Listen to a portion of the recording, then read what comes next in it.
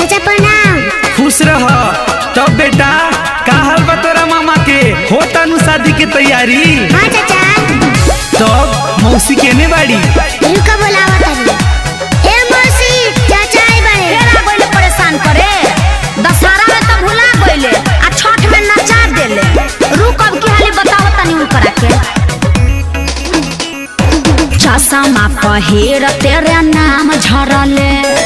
हे चाचा तोरा दांत फरले। देखो अब हंसबो ना करी। बढ़िया से हंसा। चश्मा पहिर तेरे नाम झरले। हे चाचा तोरा दांत फरले। तब अइला ससुरारी कह का करी खातिरदारी? खातिरदारी छोड़, अब तू नाचे के कर तैयारी। ए बेटा तैयार हो जे मौसी के नचावे खातिर। पगलाइल बड़ा का? बांधी कमर में हिलाई बयंगौछी के रे। अच्छा। बांधी कमर में हिलाई बयंगौछी के रे। बेटा डीजे पे नचाइब तोरा मौसी के रे। इतना सस्ता? जनाला पे नचाइब तोरा मौसी के रे।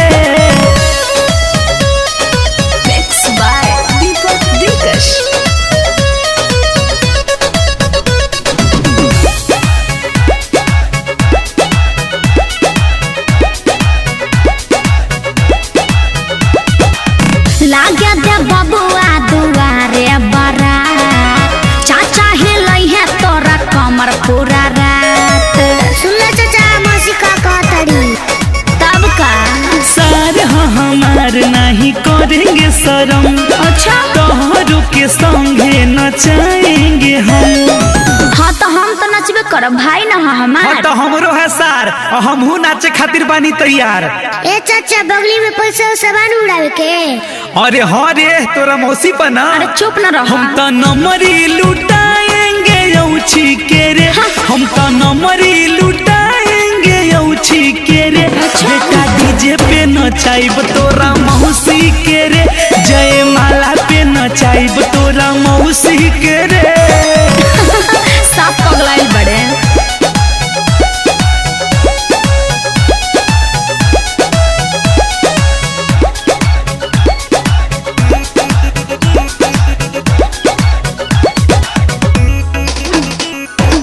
चाचा के तोरा आज देखे के चाल। हो खेते दे बाबुआ जय माल। ए चाचा, रेडी रहिए ब्रेक डांस के लिए। ऐसा चाहिए नाचे मोहन बचन। बुक रही है या सोई है भरे लगन। ए मौसी, कहीं पासा पलट न जाए। चाचा मुंड में। हाँ तो मूड बिगड़ जाए आज, समझा दे। भले बात नहीं करी है ई कौची के रे। भले बात नहीं करी है ई कौची के रे। बेटा डीजे पे नचाइब तोरा मौसी के रे। जय माला पे नचाइब तोरा मौसी के रे। वाह, अरे तू तो गर्दा कबार दिलू। असो बुकिंग तोहरे चली। अरे हटन होने।